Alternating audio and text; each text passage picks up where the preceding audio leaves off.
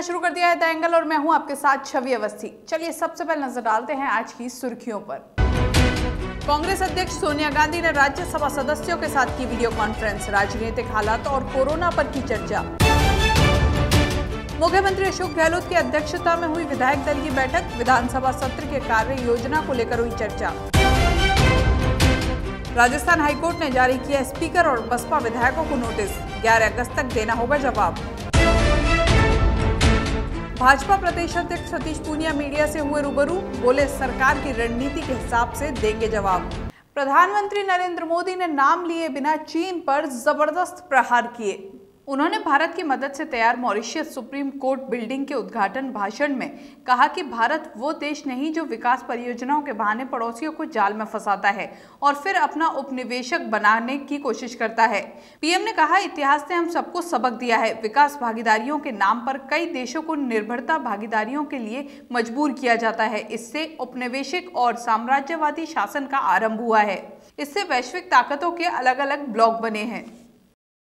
Friends, today we celebrate yet another landmark in the special friendship between India and Mauritius. The new Supreme Court building in Port Louis is a symbol of our cooperation and our shared values. Both India and Mauritius respect our independent judiciaries as important pillar of our democratic systems. This impressive new building, with its modern design and construction, Congress की अध्यक्ष सोनिया गांधी ने party के राज्यसभा सदस्यों के साथ आज video conferencing के जरिए बातचीत की। कॉन्फ्रेंस के जरिए उन्होंने वर्तमान राजनीतिक हालात और कुछ अन्य मुद्दों पर चर्चा की। सूत्रों के मुताबिक सोनिया की अगुवाई में हुई इस बैठक में पूर्व प्रधानमंत्री मनमोहन सिंह, राज्यसभा में नेता प्रतिपक्ष गुलाम नबी आजाद, कांग्रेस के संगठन महासचिव केसी वेणुगोपाल, वरिष्ठ नेता अहमद पटेल, दिग्विजय सिंह, जयराम रमेश और कई अन्य राज्यसभा सदस्य मौजूद रहे। इस बैठक में कोरोना महामारी से संबंधित हालात, राजस्थान के राजनीतिक संकट की पृष्ठभूमि में मौजूदा राजस्थान की राजनीतिक परिस्थिति, लद्दाख में चीन के साथ गतिरोध और अर्थव्यवस्था की स्थिति पर मुख्य रूप से चर्चा हुई। कांग्रेस नेता राहुल गांधी लगातार केंद्र सरकार और प्रधानमंत्री नरेंद्र मोदी पर हमला बोल रहे हैं। कभी चीन के सीमा विवाद तो कभी बेरोजगारी। राहुल लगातार पीएम मोदी पर निशाना साध रहे हैं। राहुल ने एक एक करके कई ट्वीट किए और सरकार पर हमला बोला। राहुल ने ट्वीट कर कहा कि मोदी देश को बर्बाद कर रहे हैं। नोटबंदी, जीएसटी, कोरोना महामारी में दुर्व्यवस्थाएं, अर्थव्यवस्था और रोजगार का सत्यानाश। उनकी पूंजीवादी मीडिया ने एक जाल रचा है, ये भ्रम जल्द ही टूटेगा। दिल्ली के सीएम अरविंद केजरीवाल ने दिल्ली वालों को एक बड़ा तोहफा दिया है। केजरीवाल ने राज्य के डीजल पर वैट के रेट में बड़ी कमी करने का ऐलान किया है। कैबिनेट की बैठक के बाद केजरीवाल ने बताया कि फैसला किया गया है कि राज्य में आर्थिक गतिविधियों को ज्यादा से ज्यादा बढ़ावा दिया जाए। दिल्ली सरकार लॉकडाउन के दौरान पेट्रोल पर वैट 27% से बढ़ाकर 30% और डीजल पर 16.75% से बढ़ाकर 30% कर दिया था। केजरीवाल सरकार ने डीजल पर वैट 30% से घटाकर 16.75% कर दिया है। इससे दिल्ली में डीजल के दाम 8 रुपये 36 पैसे प्रति लीटर हो गए हैं। उन्होंने कहा कि जो डीजल अब 73 रुपये 64 पैसे का मिलेगा। जयपुर के होटल फेयरमाउंट में आज विधायक दल की बैठक हुई और बैठक में सीएम अशोक गहलोत ने सभी विधायकों को 14 अगस्त तक होटल में ही रहने की बात कही। होटल से ही विधायक विधानसभा जाएंगे। सीएम ने कहा कि अगर विधायक चाहें तो अपने परिवार वालों को होटल बुलाकर मुलाकात कर सकते हैं। विधायक दल की बैठक में संगठन को लेकर भी चर्चा हुई। जानकारी के अनुसार सभी विधायकों ने जिला अध्यक्ष और ब्लॉक अध्यक्ष पदों के लिए नाम मांगे गए हैं। विधानसभा सत्र 14 अगस्त से बुलाए जाने के बाद अब शायद कांग्रेस विधायक 20 अगस्त तक होटल में ही रहेंगे। विधानसभा सत्र 4-5 दिन तक चला तो भी पूरी प्रक्रिया 20 दिन तक चलेगी। ऐसे में विधायकों को सदन चलने तक एकजुट रखना कांग्रेस के लिए अत्यंत जरूरी है। राजस्थान विधानसभा का सत्र 14 अगस्त से शुरू होने जा रहा है। 14 अगस्त से विधानसभा सत्र बुलाने की विधानसभा सचिवालय ने अधिसूचना जारी कर दी है। 14 अगस्त सुबह 11 बजे विधानसभा की कार्यवाही शुरू होगी। प्रदेश में राजभवन और सरकार के बीच सत्र बुलाने को लेकर 7 दिन से जारी टकराव थम गया है। राज्यपाल कलराज मिश्र ने 14 अगस्त से सत्र बुलाने को मंजूरी दे दी है। पहले दिन शोकाभ्यक्ति के बाद सत्र स्थगित हो जाएगा। इसके बाद 15 अगस्त को स्वतंत्रता दिवस और 16 अगस्त को रविवार का अवकाश रहेगा। ऐसे में 17 अगस्त से ही विधिवत तौर पर सत्र चलेगा।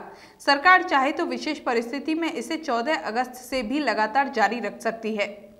राजस्थान के सियासी घटनाक्रम में हर रोज कुछ ना कुछ नया सामने आ रहा है। जहां एक और राज्यपाल ने 14 अगस्त से विधानसभा सत्र बुलाने की मंजूरी दे दी है। इस बीच हरियाणा में डेरा डाले सचिन पायलट खेमे के विधायकों ने कहा है कि वे विधानसभा सत्र में हिस्सा लेंगे। गहलोत के खिलाफ बागी तेवर अख्तियार किए सचिन पायलट और उनके सहयोगी 18 विधायकों ने कथित तौर पर पहली बार जयपुर लौटने के लिए सुरक्षा की मांग की है।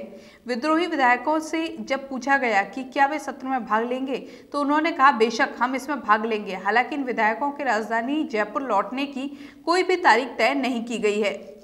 राजस्थान में बसपा के 6 विधायकों के कांग्रेस में विलय के मामले में आज हाईकोर्ट ने विधानसभा अध्यक्ष और सचिव को नोटिस जारी किया है। हाईकोर्ट ने इस मामले में 11 अगस्त तक जवाब दाखिल करने को कहा है। हालांकि कोर्ट ने कहा कि स्पीकर को बाय नेम नोटिस जारी नहीं होगा।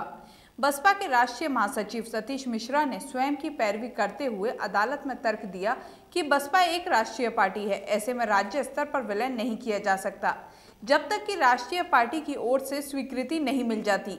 इस मामले में राष्ट्रीय नेतृत्व ने विलय को मंजूरी नहीं दी है, इसलिए विलय पूरी तरह अमान्य है।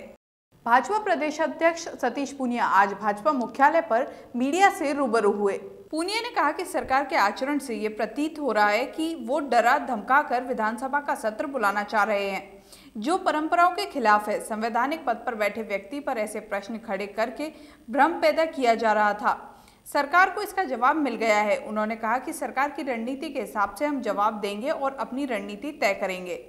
नहीं कि सत्र नहीं बुलाया जाए, लेकिन सरकार के आचरण से लगता था कि सरकार डराकर धमकाकर राजभवन को घेरने की धमकी देके, कानून व्यवस्था को भंग करने की धमकी देके सत्र बुलाना चाह रही थी, जो परंपराओं के खिलाफ थी। इसलिए संवैधानिक व्यक्ति पर इस तरीके के प्रश्न खड़े करके एक भ्रम पैदा किया था। अब मुझे लगता है कि एक नीतिगत तरीके से और मर्यादित तरीके से सरकार को जवाब मिल गया है। राज्यपाल महोदय ने सत्र आहूत करने की जो आदेश जारी किए हैं, तो बाकी सब मसले खत्म हो गए। अब तो सदन तय करेगा और आने वाला भविष्य तय करेगा। मंत्री शांति धारीवाल ने आज सचिवालय में बैठक ली। प्रदेश के नगरीय निकाय क्षेत्रों के लोगों को अब अपने भवन निर्माण के मानचित्रों की स्वीकृति के लिए निकाय ऑफिस के चक्कर नहीं लगाने पड़ेंगे। वे घर बैठे ही ऑनलाइन आवेदन कर इसे स्वीकृति करा सकेंगे। स्वच्छ शासन मंत्री शांति धारीवाल ने शासन सचिवालय के सभागार में ऑनलाइन भवन मानचित्र एप्लीकेशन का लोकार्पण किया। इस अवसर पर नगर निगम जयपुर में ऑनलाइन भवन मानचित्र आवेदन करने वाले 2 आवेदकों को मंत्री शांति धारीवाल ने स्वीकृति प्रमाण पत्र प्रदान किया। जालौर जिले के थावला गांव निवासी मदन सिंह राजपुरोहित की पुत्री पायल राजपुरोहित ने पूरे राजस्थान का नाम गर्व से रोशन कर दिया है। आंध्र प्रदेश के कर्नूल के श्री चैतन्य कॉलेज के द्वितीय वर्ष के परिणाम में 99.90 अंक हासिल किए। उनकी इस सफलता पर पूरे परिवार में खुशी की लहर है। पायल के मामा लाल सिंह व जोरावर सिंह ने मुंह मीठा कराकर उज्जवल भविष्य की शुभकामना दी। पायल ने पूरे आंध्र प्रदेश में प्रथम स्थान प्राप्त करके अपने राजपुरोहित समाज के साथ राजस्थान का नाम भी रोशन किया है।